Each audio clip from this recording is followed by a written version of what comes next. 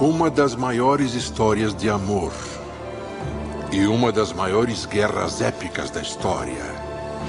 Uma história sobre deuses e heróis, sobre o maior guerreiro do mundo e a mulher mais linda. É a história do cavalo de Troia e 1000 navios. Mas quanto disto é verdade? A guerra de Troia realmente aconteceu? E que segredos se escondem sob essas colinas, a oeste da Turquia? Essa poderia ser a cidade perdida de Troia? É uma história moderna de detetive que encerra um antigo mistério. A história por trás do épico. Uma história de ouro roubado, esqueletos enterrados e impérios despedaçados, que pode ser mais fantástica do que Homero poderia imaginar.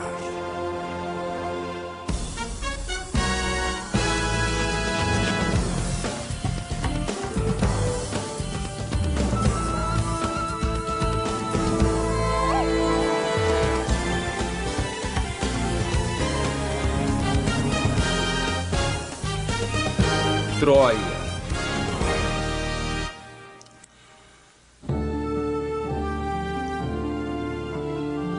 Esse tesouro de ouro tem cerca de 4.500 anos. E tem também uma história estranha, que leva a uma civilização perdida conhecida como Troia. Esse ouro foi roubado, escondido, ganho numa batalha, perdido de novo. Nações brigaram por ele. Impérios caíram por ele. Abril de 1945. Estes artefatos de ouro, contendo mais de 10.000 peças, estão em um museu de Berlim. Mas o Exército Vermelho da Rússia avança na capital nazista. A cidade está em pânico. Museus são saqueados, objetos de valor são retirados e o ouro desaparece. O que aconteceu com ele? Durante anos pensou-se que havia sido derretido, perdido para sempre. Mas não estava perdido, estava escondido. Ninguém sabe exatamente como, mas em um momento naquele verão, o ouro foi carregado em caminhões e levado para fora de uma Berlim devastada. Foi para o leste, no coração da União Soviética de Stalin. Em segredo, o ouro chegou aqui, ao Museu Pushkin, em Moscou. Mas não era para ser exposto. Ele foi trancado no porão por 50 anos, até que outro império caiu. Agora, o Império Soviético. Em 1993, os russos admitiram que esconderam o ouro. 3 anos depois, finalmente ele foi exposto. Agora, nações brigavam por esse tesouro de novo. Rússia, Alemanha, Grécia e Turquia. Dizem que rivalidades antigas emergiram, que remontam à Era dos Heróis. Esse é o ouro da Troia de Homero, uma cidade lendária por suas riquezas. A história da Guerra de Troia é contada por Homero em Ilíada e continua em Odisseia. E tem sido contada na arte, em peças e em livros. É uma história tão cativante que nem Hollywood resistiu a ela. The story of the Trojan War is a compelling saga. It has elements that both women and men like. It's a love story, it's a buddy flick, and it's got universal themes. Man's mortality, love, requited and unrequited. I mean, Hollywood's had a fixation with it again and again and again. It's just a story that won't die. É a história de duas grandes civilizações. Os gregos, regidos pelo rei Agamenon, e os troianos, regidos pelo rei Príamo. É a história de como Paris, um príncipe troiano, foge com Helena, uma rainha grega. E por roubar a rainha, vai pagar um preço alto. O rei Agamenon, senhor de grande poderio militar, precisa defender a honra de seu reino. Ele envia 1000 navios ao mar Egeu para trazer Helena de volta. Os gregos cercam Troia por 10 anos, mas não conseguem transpor suas muralhas. Os mais famosos guerreiros, Aquiles da Grécia e Heitor de Troia, travam um combate imortal. Heitor é morto, mas a muralha está intacta. Até que os gregos inventam um truque. Enviariam um enorme cavalo de madeira à muralha, e os troianos pensariam que era um presente. Ao invés disso, estaria repleto de gregos, que pegariam Helena e incendiariam Troia. Troia é destruída, mas a história permanece até hoje. Any number of cliches that come out of the story of the Trojan War, most of which people don't even realize came from there. We have, for instance, beware of Greeks bearing gifts, the face that launched 1,000 ships, with Helen being that face. And of course we have then Achilles' heel. Homer managed to hit on some kind of eternal themes of humanity, the sacrifices that are required by a soldier to fight on behalf of his land, to follow orders of his king. The sense of strong relationships between men and women, seeing them pulled asunder on the field of battle. These are themes that carry on through the remainder of Western literature. Essa história existe há 3.000 anos, mas é verdadeira. Troia realmente existiu? Houve a Guerra de Troia?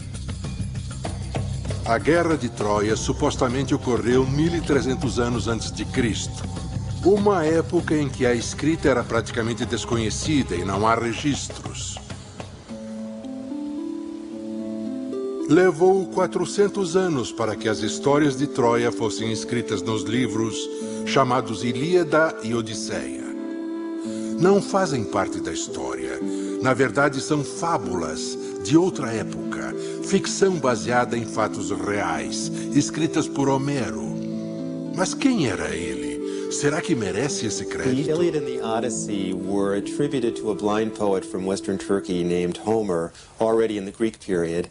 But recent research has shown that we're not necessarily justified in linking the two epics to a man named Homer, nor are we necessarily justified in assuming that he was blind. Some people have suggested that it's not a person, that Homer is a profession, that one is a Homer. Seja quem for Homero, sua história pode ser rastreada por pistas para que encontremos a verdade por trás da guerra épica entre Grécia e Troia. A história começa no final da Idade de Bronze, há mais de 3.000 anos. Em um grande jantar entre reis e rivais comerciais, o rei Príamo de Troia e o rei Menelau da cidade grega de Esparta competiam por rotas comerciais e estavam comemorando sua parceria. Mas havia um problema. Um dos filhos de Príamo, o príncipe Paris, abstraía-se de seus deveres diplomáticos. Motivo da distração, a esposa do anfitrião, Helena, tida como a mulher mais linda do mundo. Mas o rei Menelau não nota o interesse de Paris. Menelaus, who's apparently not the brightest of bulbs, goes off and leaves Paris and Helen alone. Menelaus goes off to Crete on a business trip. And while the cat's away, the mice play. Helena e Paris se olham e se apaixonam. E começam um romance ilícito. Paris leva Helena com ele para Troia. Now, there are two versions. The Greek version said that Helen had been kidnapped and had been taken away. The Trojan version said that Helen had actually fallen in love with Paris and had left voluntarily. Either way, Helen winds up back at Troy. When Menelaus comes back, he finds his wife is gone. Em qualquer época, sequestrar uma rainha é um insulto. No século 13 a.C. era um ato de guerra.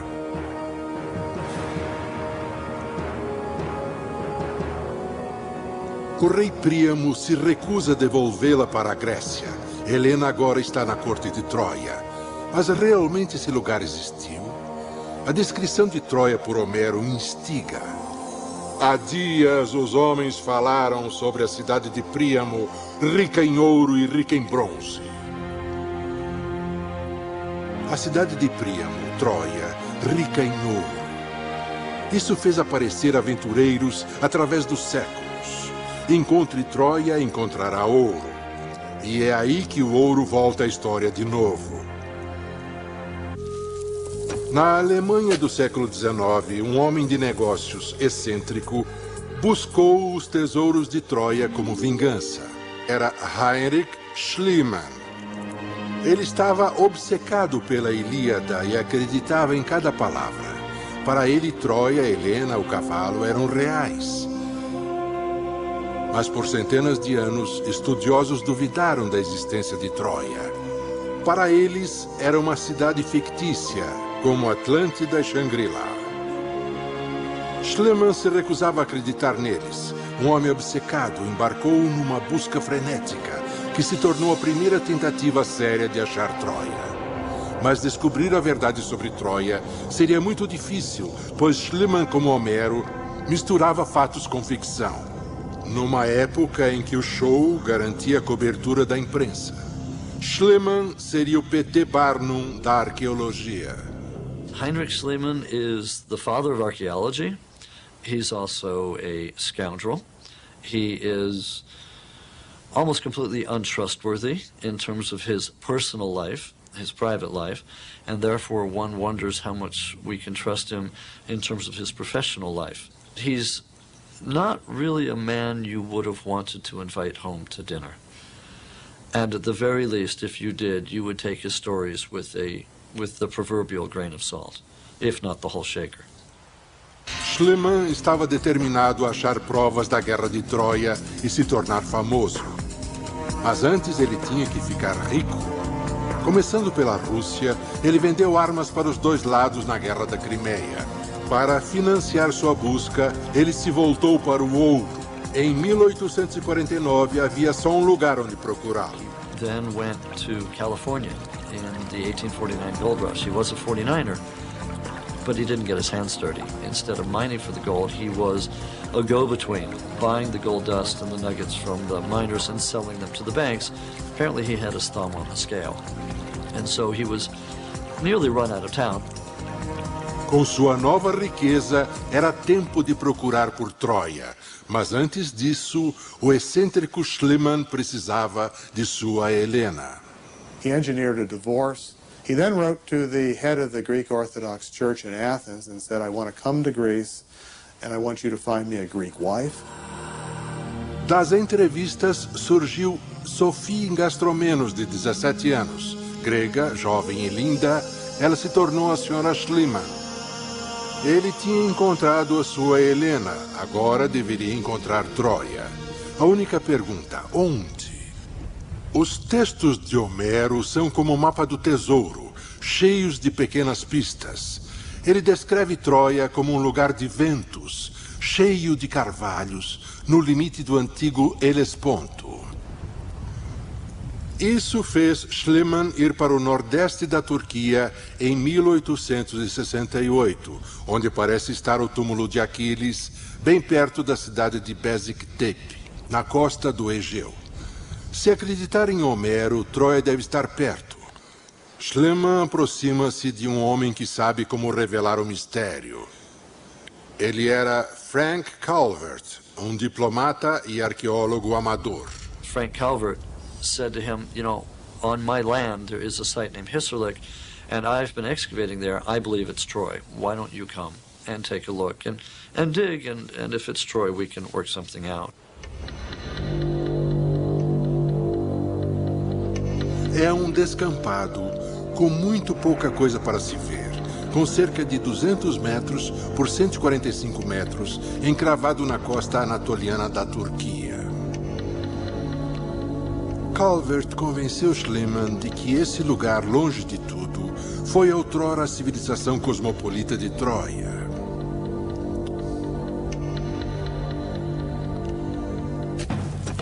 Schliemann começou a cavar onde Calvert havia sugerido, e ele não estava com pressa. Acreditando que a Troia de Homero estava no fundo, ele cavou uma trincheira de norte a sul, com 36 metros de largura, passando pelo meio da colina. Mas Schliemann não era paciente nem cuidadoso. Se não fosse a Troia de Homero, ele teria abandonado tudo. If one had to describe in a nutshell how Schliemann dug at Troy, it would be very easy to describe. He dug badly. At the time in which Schliemann began his work, archaeology was really a very new discipline. We think of it as a very old one, but in fact, in the second half of the 19th century, it was quite new. Schliemann had no formal training in archaeology at the point when he began his excavations, so he wasn't exactly sure how to go about it. Em 31 de maio de 1873, Schliemann descobriria tesouro. In his own words, Schliemann said, I came out one morning, the workmen were already excavating, and as I walked over, one workman was uncovering a huge chest, and I could see the glint of gold. And so I quickly announced that I had forgotten it was my birthday, Schliemann says, and I gave them the day off on the spot. After the workmen had left, I then called over my wife Sophie, and together we excavated this great chest and associated treasures. My wife gathered up the objects, the gold, the silver, the bronze, in her apron and carried them off back to the house, where we quickly collected them and cataloged them and wrote them up. Milhares de peças de ouro, pequenas e grandes. Schliemann disse que era o tesouro de Príamo, o rei de Troia, e que ele tinha levado anos tentando encontrar. Schliemann tinha prometido ao governo turco que não levaria o tesouro para fora do país. Então, para ele só havia uma opção. Tinha que sair de fininho. Segundo Schliemann, uma noite ele e a esposa levaram o ouro de Troia em barco para sua pátria do coração, a Grécia. Unfortunately, we have a problem with this story. And the problem is very simple, that Sophie wasn't there.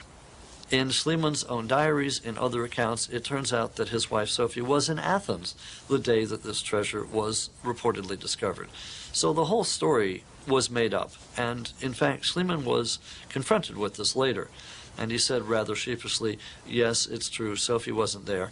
I inserted her into the story in order to try and get her more interested in what I do. E fica mais estranho. Com o ouro em mãos, Schliemann poderia completar a criação de sua própria Helena. After Schliemann smuggles the gold out of Turkey and back to Athens, one of the first things he does is dress his wife Sophie in all the gold and take a picture of this. It's not something you do. On the other hand, given the day and the age, who could have resisted? I mean, the gold is there, it's just him, it's just his wife, he puts it on, she looks gorgeous, it's a wonderful photograph. Who does it hurt? Well, you're not supposed to do that. Para Schliemann, o sonho de sua vida tinha se tornado realidade. Ou assim pensava ele. Com certeza era tesouro, mas não era o de Príamo. O assistente de Schliemann, Wilhelm Dörpfeld, viu que o ouro não era da época da Guerra de Troia, século 13 a.C. Na verdade, era muito mais antigo, mais de 1000 anos mais velho. Surpreendentemente, por acidente, Schliemann havia descoberto uma civilização perdida, datada de 3000 anos antes de Cristo, mais antiga do que se podia imaginar. Foi uma grande descoberta. Sem querer, Schliemann havia descoberto não uma Troia, mas 9, empilhadas umas sobre as outras, saqueadas ou destruídas. Os 9 níveis de Troia se distribuem por período de quase 4.500 anos. Schliemann found 9 cities, and he was then faced with the dilemma he hadn't expected. Which of the 9 cities was the city of the Trojan War? Em sua pressa em cavar, Schliemann havia destruído muito dessa civilização. A Troia de Homero, Troia sexta e sétima, estavam no nível do centro e não do fundo, onde Schliemann pensava que estivesse. Apesar da confusão e da destruição, Schliemann estabeleceu claramente a existência de Troia. A descoberta tornou-o famoso. Schliemann announced his results, deliberately forgetting to mention the name of Frank Calvert. Calvert's name was lost to history, and Schliemann claimed credit for finding Troy. Ele encontrou Troia, mas uma coisa o incomodava. Troia não era tão grande assim, e Schliemann não conseguia entender por que uma guerra tão grande fora travada por uma cidade tão pequena. Para provar que houve a Guerra de Troia, ele tinha que produzir uma Troia maior e mais poderosa. Uma que havia sido saqueada e incendiada. A trilha que Schliemann havia perseguido por tanto tempo acabou dando em nada. Então ele voltou sua atenção para a Ilíada de Homero, através do mar da antiga Grécia. Havia vários reinos no Peloponeso durante o final da Idade de Bronze. Mas todos eles se reportavam a um reino, Micenas, e a um rei, Agamenon. Foi o irmão de Agamenon, Menelau, que teve a esposa sequestrada, Helena. Ela ainda estava em Troia com seu amante Paris. Mas nesse insulto, Agamenon vê uma oportunidade. Ele chama os governantes sob sua tutela e recruta o apoio deles. A missão: recuperar Helena e saquear Troia, cidade rica em ouro. A arma secreta: Aquiles, o maior guerreiro da Grécia, cuja agilidade e habilidade de lutar haviam sido concedidas pelos deuses. Com a maior fragata e o maior guerreiro, como poderia perder? King Agamemnon, with a head and face like Jove, the Lord of Thunder, a waist like Mars, and a chest like that of Neptune, stands peerless among the multitude of heroes. Agamenon, rei da grande cidade de Micenas. Esse seria o reino que colocou os gregos contra a Troia. Em 1876, Schliemann foi ao lugar onde se pensava que Micenas tinha existido. People would have taken him right there and said, this was the home of Agamemnon, this was Mycenae.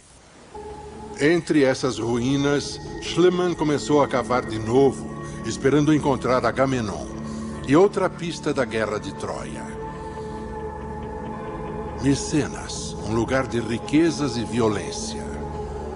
Ao contrário de Troia, nunca se duvidou da existência de Micenas, mas ninguém havia escavado o lugar sistematicamente até a chegada de Schliemann. E o que ele descobriu aqui é espantoso.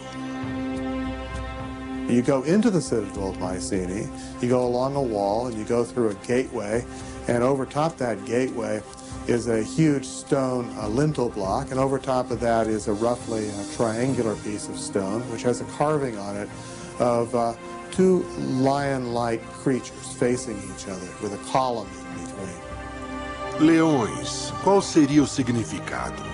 Nos tempos antigos, leões eram os guardiões simbólicos de construções da realeza. A Porta do Leão é uma das mais antigas esculturas da Europa. Para Schliemann, era a entrada da corte de Agamenon. Schliemann começou a escavar e encontrou um espaço circular semelhante a um lugar de reuniões ou uma praça. But when he began to excavate there, he found it wasn't a meeting place. It was a monumental area in which there were graves. Túmulos. Ao invés de uma praça, Schliemann havia achado um cemitério. And he found a number of deep shafts that had been cut down through the ground and into the bedrock. And at the bottom of each of those shafts was a rectangular chamber, which he found a great number of bodies. Schliemann cavou mais fundo, convencido de que acharia o corpo de Agamenon e desvendaria novos segredos sobre a guerra de Troia. In each grave were large quantities of very precious objects, of gold and silver, large quantities of exotic objects that had been brought to Mycenae. Ouro.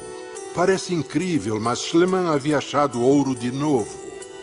As peças mais extraordinárias eram máscaras de ouro colocadas nos rostos dos mortos como sinal de riqueza para levar após a morte. Schliemann havia visto o suficiente. He sent telegrams to major newspapers announcing that he had looked upon the very face of Agamemnon. A imprensa europeia acreditou, mas Schliemann não deixava a verdade aparecer no meio de um bom conto. The original mask that Schliemann had found was the round-cheeked, friendly face of your next-door neighbor. The king of Greece came to see this, but in the meantime, Schliemann had found an even better mask. And so when the king showed up, he showed the king that second mask, and this is the one with the curly-Q mustache and the beard, which looks much more regal. It looks like a Victorian British gentleman. And so some people have suggested he took a golden mask and had a friend, a jeweler friend perhaps, actually add the beard and mustache to it. Talvez Schliemann alterasse o rosto de Agamenon. Mas não era Agamenon. Tinha 300 anos a mais. Schliemann, em sua busca pela Guerra de Troia, havia feito uma descoberta incrível por pura sorte. A máscara era de antes de Micenas, mas Schliemann ainda estava procurando a Micenas, que atingiu o apogeu na Ilíada de Homero. Nos anos seguintes, arqueologistas fariam uma ligação com Homero, um elmo com presas de javali que combinava com a descrição na Ilíada. And over his head he set a helmet made of leather.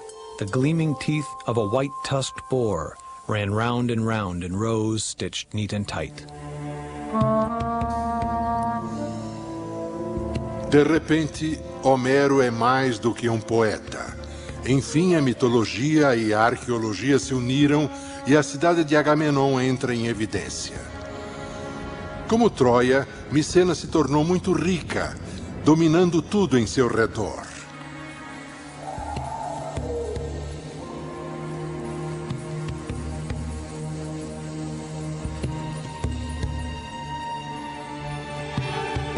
Também tinha um histórico de uma dinastia violenta. O avô de Agamenon matou seu próprio irmão e alimentou seus filhos com o corpo. No tempo de Agamenon, essa cidade estava em guerra e o destino de Micenas era incerto.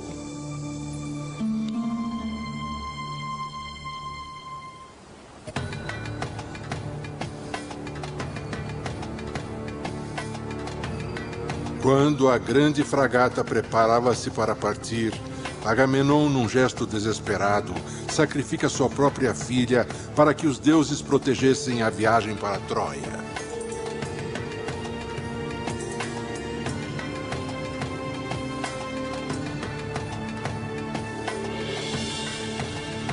Uma frota de 1000 navios poderia cruzar o Mar Egeu e atacar o nordeste da Turquia? Se cruzou, como fez isso? 50 remadores em um navio atingiriam velocidade de até 8 nós? A distância entre Micenas e Troia era de 400 quilômetros, então a frota levaria 3 dias ou mais para atravessar o Mar Escuro. Se foram os deuses, o sacrifício de Agamenon ou a habilidade de seus homens deu certo. A fragata atravessou o Mar Egeu e chegou à costa da Turquia. Mas aí terminou a sorte de Agamenon. Após uma briga por causa de uma escrava, o grande guerreiro Aquiles se recusa a lutar no exército grego. Agamenon vai ter que tomar Troia sem ele. Os gregos acamparam na Baía de Troia e planejaram um ataque a Troia para resgatar Helena. Mas eles não seriam os últimos a lutar nessa terra.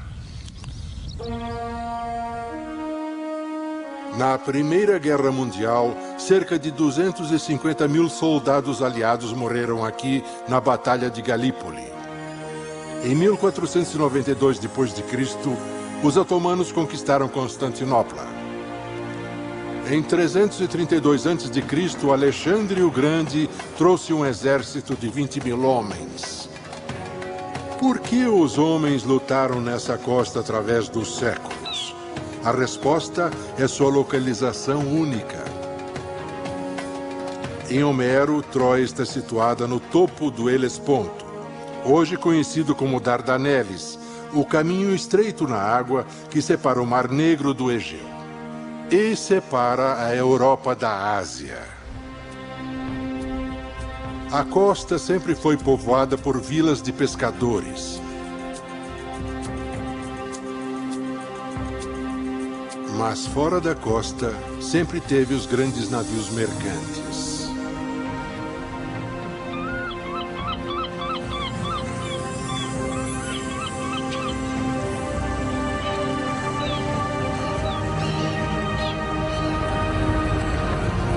Muita da antiga riqueza mundial passou por essas águas estreitas. Se a Troia de Homero fosse aqui, seria um lugar de muito poder. Um vento nordeste ainda sopra aqui. É um vento que ajudou a fazer a riqueza da cidade. The winds and the currents frequently were going the wrong way, and the sailors would have had to put in at the port for up to 6 weeks at a time. And Troy, the rulers of Troy, probably would have taxed those ships. Troia seria um pedágio da Era de Bronze, e a riqueza aumentava.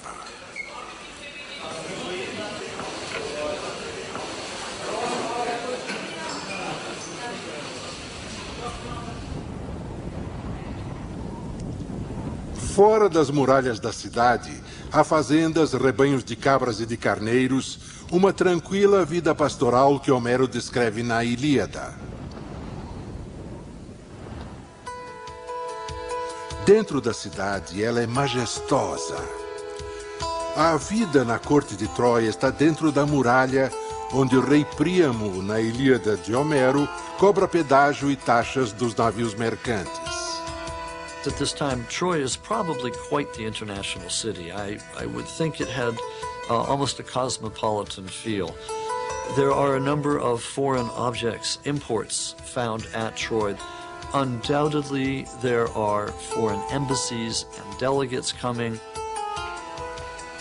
Duas cidades, Micenas, rica pelo comércio. Troia, rica pelos impostos do comércio. Essa rivalidade entre gregos e troianos seria um motivo real para haver a Guerra de Troia? We certainly know there were wars in the Bronze Age involving all of these parties who were involved in trading networks in the Eastern Aegean. And it's not surprising, given Troy's location, that it was pulled into this network.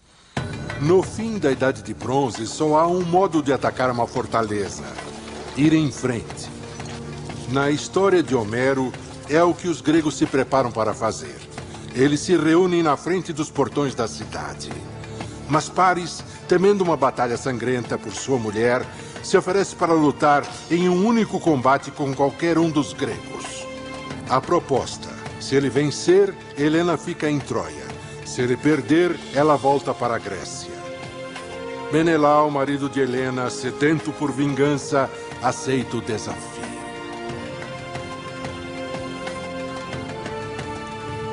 E logo domina a situação. Paris se retira com medo. De acordo com Homero, os deuses o levam do campo de batalha, pois ele simplesmente desaparece. Ele vai para a câmara de Helena, onde ela o censura por sua covardia. Mas não é muito dura.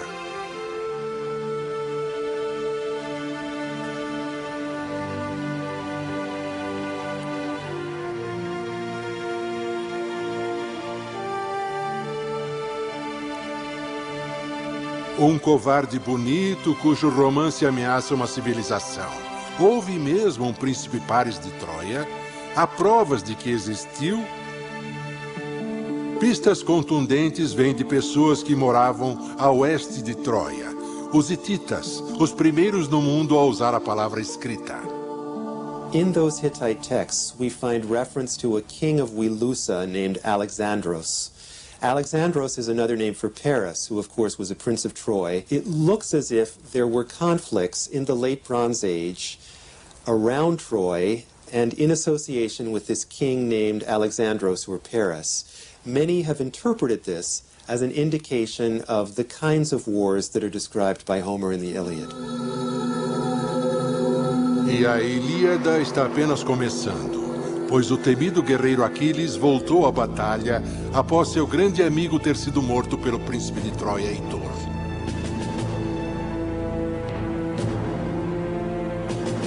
Enfurecido, Aquiles elimina o exército troiano e manda o que restou para os portões da cidade. O cerco grego chegou às portas de Troia. Homero descreve a muralha na Ilíada. The great walls and gates and timbered doors we hung, well planed, massive, and bolted tight, will shield the city. Mas houve um grande cerco a Troia? Schliemann não achou provas disso. Mas Schliemann não tem a última palavra sobre Troia.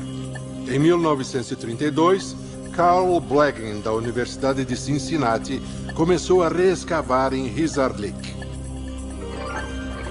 Blegen não era como o falastrão Schliemann. Ele escavou com precisão e conhecimento, mas o objetivo era o mesmo: encontrar provas da Guerra de Troia. O 6º nível de Troia era uma cidade internacional onde a vida era boa. Mas a equipe de Blegen descobriu que o 7º nível de Troia, a Troia do tempo do cerco descrito por Homero, era um lugar muito diferente. Eles viram que o luxo tinha acabado. Os sinais de riqueza tinham desaparecido. As condições de vida haviam deteriorado. O que aconteceu com a Troia rica e pacífica? Então, uma pista importante. Eles encontraram jarros de armazenagem, grandes, muitos. Os moradores de Troia estavam armazenando comida. All of the residents, or most of the residents living in the surrounding area, had moved up into the protection of the citadel.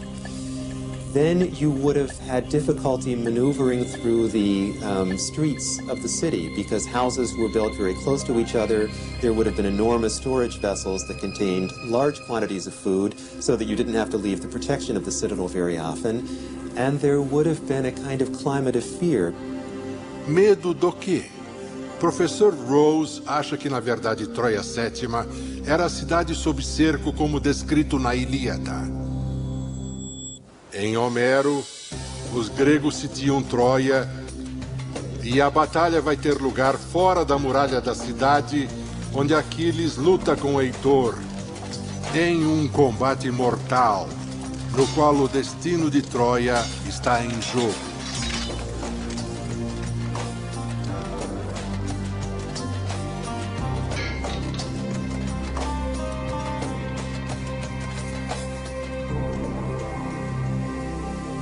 Aquiles mata o príncipe de Troia, mas o pior está por vir. Ele amarra o corpo de Heitor à carruagem pelos pés e dá 3 voltas pela muralha, e os pais de Heitor, rei Príamo e rainha Écuba, assistem horrorizados. Poderia isso ter acontecido? Os comandantes aristocratas gregos lutaram contra seus opositores? De novo, os hititas deixam pistas.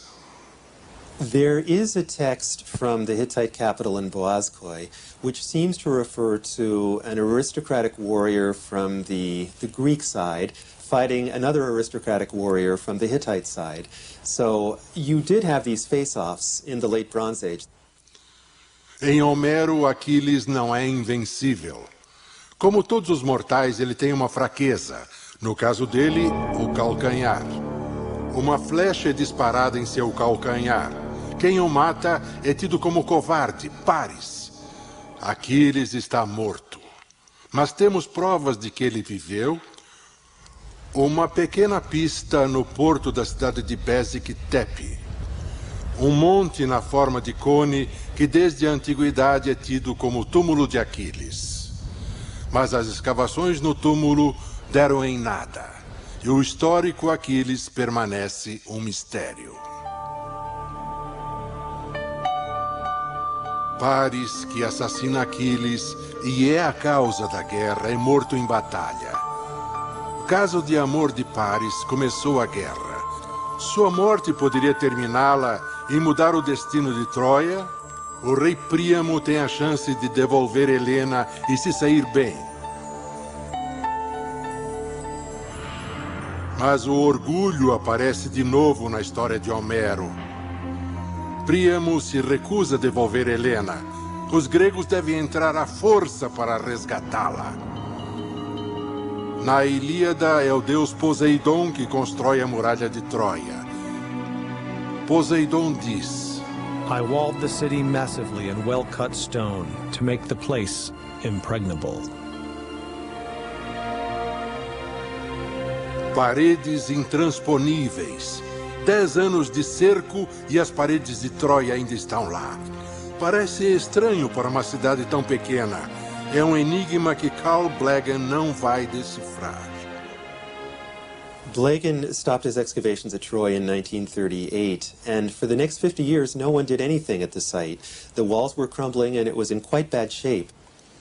Após sua escavação, o chão abaixo de Isarlik guardou todos os seus segredos. Mas não. Em 1992, uma equipe da Universidade Tübingen, na Alemanha, junto com uma equipe da Universidade de Cincinnati, decidiu cavar de novo. Desta vez com tecnologia de ponta como sonar, usado para pesquisar solos em busca de depósitos de petróleo.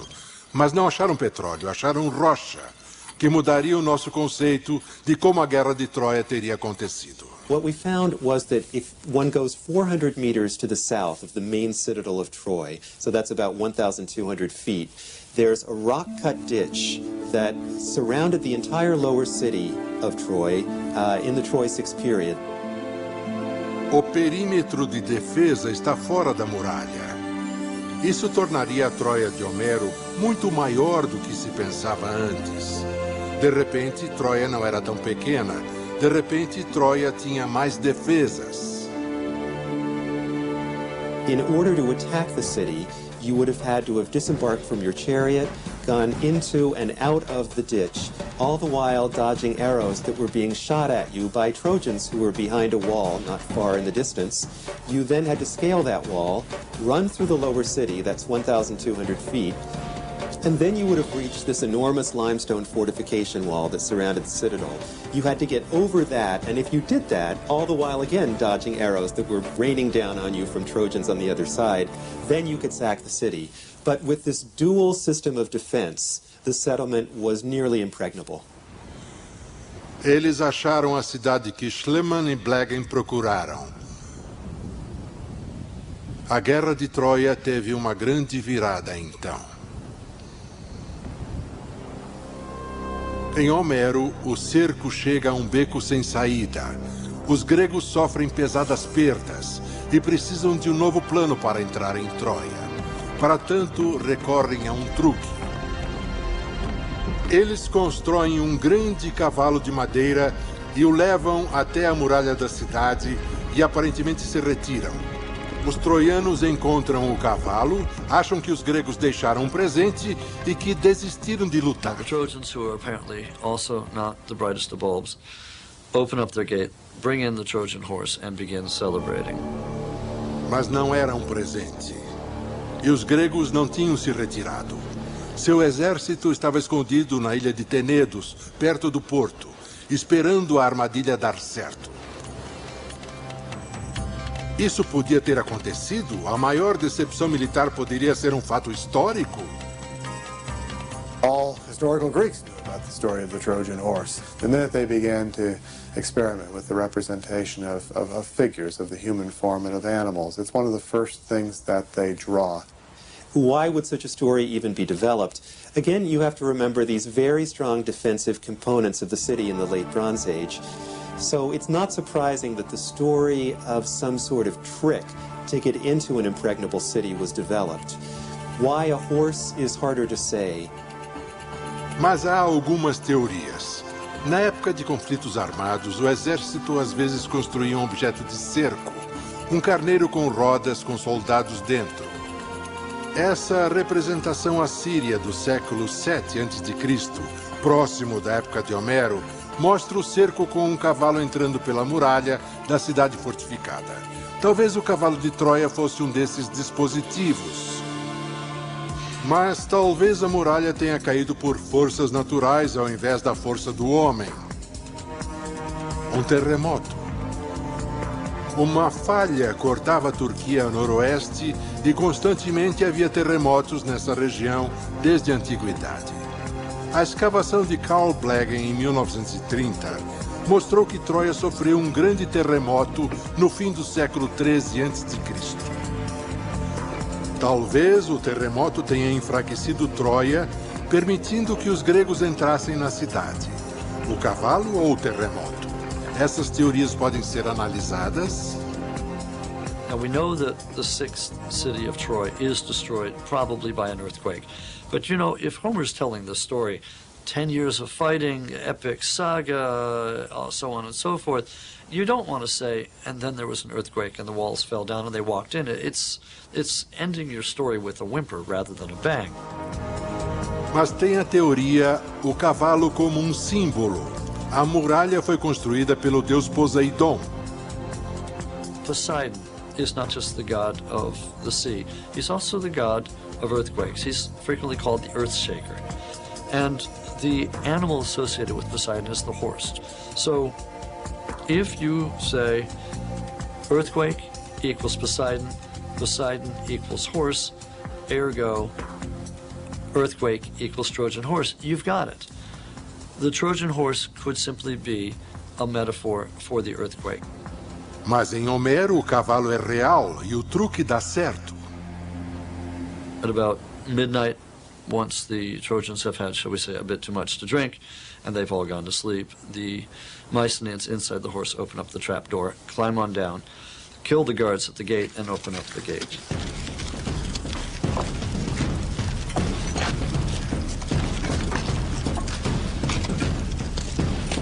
E matam todos em Troia, inclusive o rei Príamo. Enquanto isso, Menelau procura por Helena, determinado a matá-la. Mas quando a encontra, é de novo cativado por sua beleza e a leva com ele. Mais uma vez, a beleza de uma mulher tem um impacto profundo no destino dos personagens de Homero. Mas o que sabemos sobre Helena de Troia? Uma guerra épica de 10 anos entre gigantes comerciais teria acontecido por causa de uma linda mulher? The Greeks of historical antiquity loved to believe in a Helen of Troy. So for them, Helen of Troy was a very real human being. Now, did she exist? Got me. But certainly the role of women in prehistoric Greece, in the prehistoric Near East, in cementing alliances between kings, between empires, is really undeniable. Mas as mulheres eram sequestradas nos tempos de guerra, transportadas pelo mar Egeu, como os gregos dizem que fizeram com Helena? Esta pedra grega do século XIII a.C. não pôde ser decifrada até 1952. Oferece pistas importantes que levam a Homero. Dá uma lista de mulheres sequestradas na guerra, incluindo uma chamada Torojá, ou Mulher de Troia.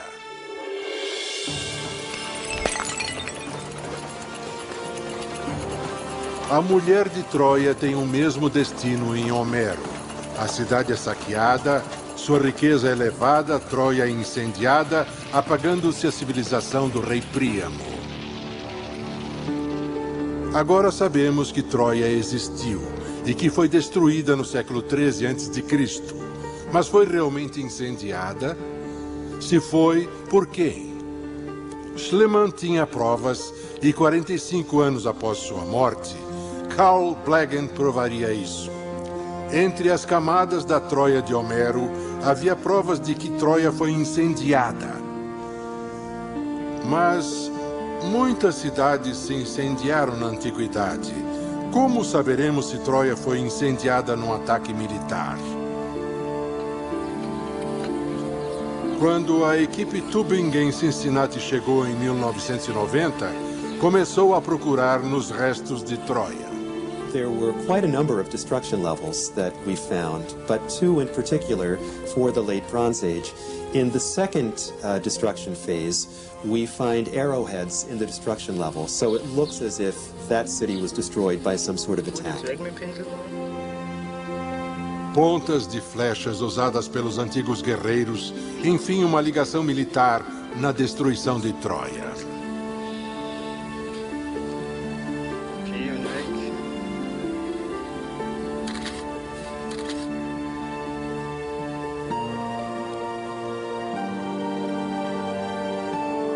Schliemann provou que Troia existiu. Carl Blegen mostrou que foi saqueada, queimada e destruída. A equipe Tübingen em Cincinnati descobriu que Troia era uma cidade grande, sujeita a ataques militares. Mas podemos indagar. A Guerra de Troia, o objeto do trabalho de Homero e obsessão de Schliemann realmente aconteceu? We have circumstantial evidence that the Mycenaeans are fighting in northwest Anatolia as early as the 15th century, perhaps 300 years before the so-called Trojan War. Were there wars between the Greeks and the Trojans? It certainly wouldn't be surprising because Troy is located in this border region where the Greeks and the Hittites continually sought control. And so Troy was an attractive target for both sides. Certainly there were wars. We have the archaeological evidence for it. Is it conceivable the Greeks were involved? Absolutely. Can we prove it? We can't yet. I often wonder if the Trojan War is a process rather than an event. Could Homer have telescoped 200 or even 300 years of warfare on the northwest Anatolian coast into one epic saga? Of course he could have. A queda de Troia foi o início do fim da Idade de Bronze. Micenas e demais reinos do Egeu seriam destruídos. A região ficaria 400 anos na escuridão. As cidades caíram, mas as histórias sobreviveram. As histórias épicas de Aquiles, Heitor, Helena e Paris, da Guerra de Troia, do Cavalo de Troia, o trágico colapso dos impérios sob a égide da vaidade e da ganância. O ouro de Schliemann foi removido. Estava sob a guarda otomana. Depois dos nazistas e dos soviéticos, todos caíram por sua vez. Tudo que Schliemann tocava parecia virar ouro, mas tudo tocado pelo ouro parecia virar pó. Mas a história da Guerra de Troia e da Ilíada de Homero ainda persistem. Através de milhares de anos, sociedades vêm e vão. Mas romances, amor, guerra e heróis vivem para sempre.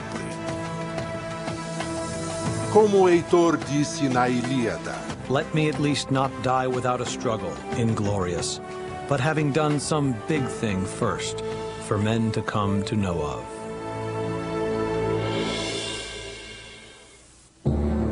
Versão Marshmallow São Paulo.